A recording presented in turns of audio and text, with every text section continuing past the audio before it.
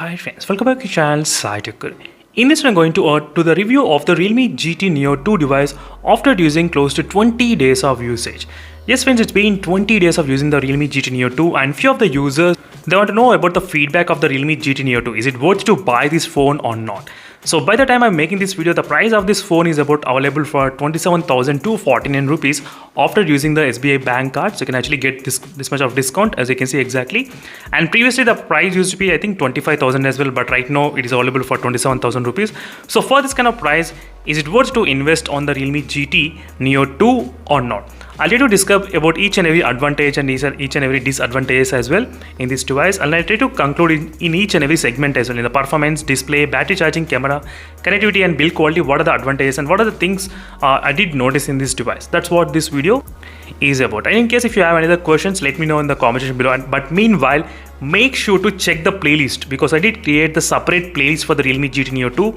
Click on the playlist and try to watch the videos before you actually buy the phone, because I did do plenty of comparisons and a lot of battery draining test videos and a lot of connectivity videos as well. You will be able to understand quite more after watching the videos. So first thing, let's talk about the performance wise. So how is the performance in the Realme GT Neo 2? So as I said, for this price 27,000 rupees, I can definitely say that this phone is really the beast one. Yes, for the 27,000 rupees with the Snapdragon 870 chipset, this phone will never ever disappoint you in terms of the performance wise. That's the one thing which I can definitely guarantee after using this phone for 20 days of usage. I never felt any kind of lag, not much kind of delay, nothing at all. No problems in any kind of games, no. But only one problem, which is high refresh rate. You cannot play the games in this device, unfortunately. That's because maybe the UI need to be optimized with a couple of updates. Then you will be able to play this kind of high refresh rate games. But right now, high refresh rate games you cannot play in the Realme GT Neo 2. I did upload plenty of videos. Make sure to check those videos to clarify all your doubts. I cannot clarify all the doubts in one single video. So that's the reason I thought I did ask you to check the playlist. So high refresh rate games I cannot play in this phone. That's the one thing.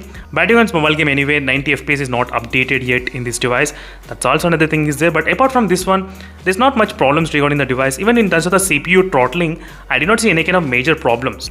Most of the time it was able to maintain close to 90% of its maximum performance. As you can see, 90%. That's pretty good in terms of the maintaining CPU throttling graph. As you can see, consistent. So not much problems. But one more thing, there is a temperature problem.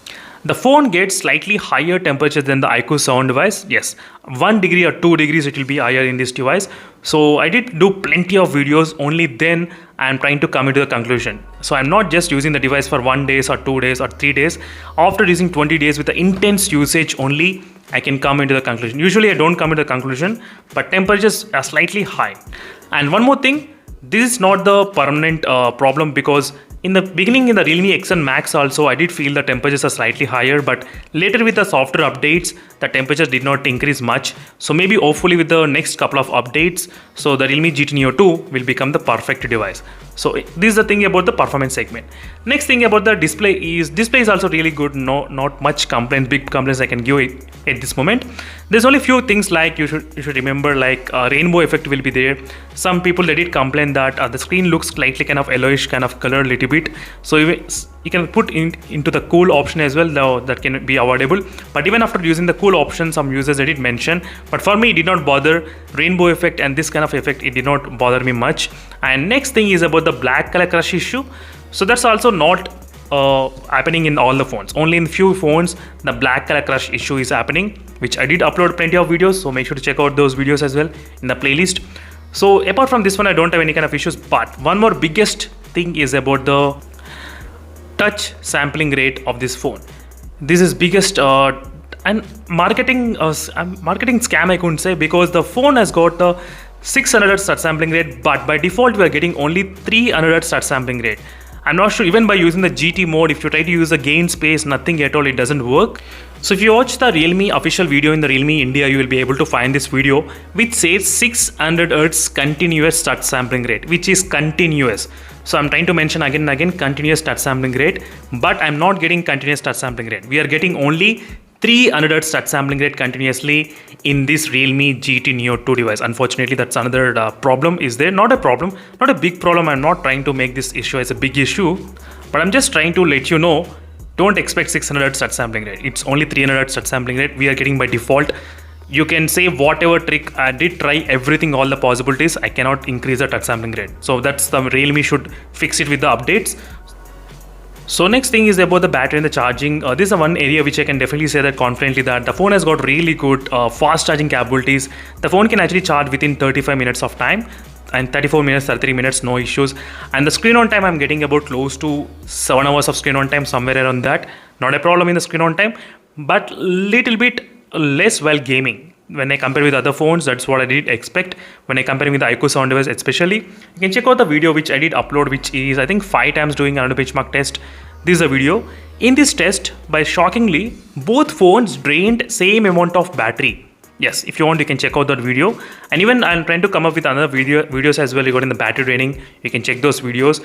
But after doing a lot of intense kind of testing, that's what I did came to know. Maybe the phone requires slightly more optimization to save the battery. Yes, that might be another reason. So we need to give a couple of updates, friends, maybe 1 or 2 months. Then we can discuss about the battery life more. So that's the thing about the battery and the charging. Next is about the camera. Camera is another area which I'm really disappointed in this device. Yes, I'm totally disappointed, friends. Outdoor shots are pretty good, but indoor shots at night time is not that great in this phone. These are the few other shots which are taken indoors, and you can see the front cam is kind of okay, I would say. Not that great, but front cam is kind of okay. And the outdoor shot, let me just show you a couple of shots which are taken outdoors.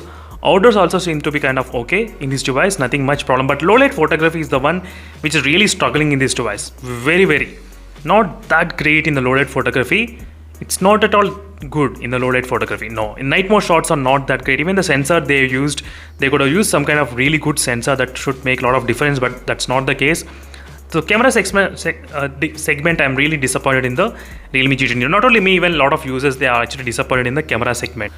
So whatever the updates come, we are not sure the updates will be fixing this kind of camera thing in the device. So updates can fix maybe the high refresh rate games and maybe the battery draining. These two things can be fixed, maybe the touch sampling rate, but not the camera thing much. Next thing is about the connectivity wise also, friends. This is another part also I did like in the connectivity. So no issues with the Wi-Fi connection, no issues with the 4G place, 5G more bands, that's also perfect in this phone. So fantastic, no problems in the connectivity wise. So the few things which I did, I can say confidently that charging speed, connectivity, these two things are really perfect. Even the performance also perfect, no issues. So display depends upon the units and depends upon the user or what type of preference they use, or what problems they face. And next is about the build quality wise. So let's talk about the build quality also. Dual speakers, perfect location. In-display fingerprint scanner also very fast than the other Realme phones, no issue. Even having the haptic feedback also very strong and very good in the haptic feedback, which is another best thing which I did like in this device. The haptic feedback is very strong. Wow, very strong. I do get really good strong feedbacks in this device, no problem. And final thing is about the updates. Regarding the software updates, I think very soon we should be able to get the Realme UI 3.0 as well. Maybe in the November, end of the November, I think so. We might get the trial version or maybe early access version. Then we can actually register and get the update as soon as possible when compared to other users. So very soon we are expecting the Android 12 and Realme UI 3.0. Maybe with that the problems may get fixed, but which are not sure about that.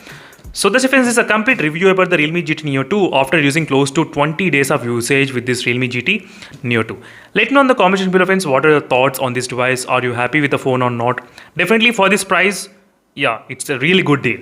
So even though the phone has got plenty of disadvantages, but if the price seems to be really good, then that's another biggest advantage, I would say. That's the case with the few phones, and this is one of the phone.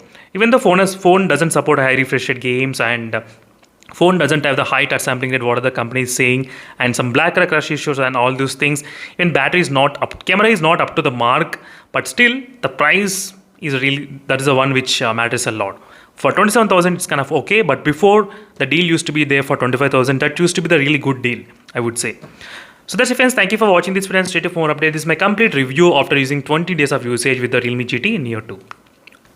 See you in the next video, and just stay tuned for more updates. Meanwhile, signing off and bye.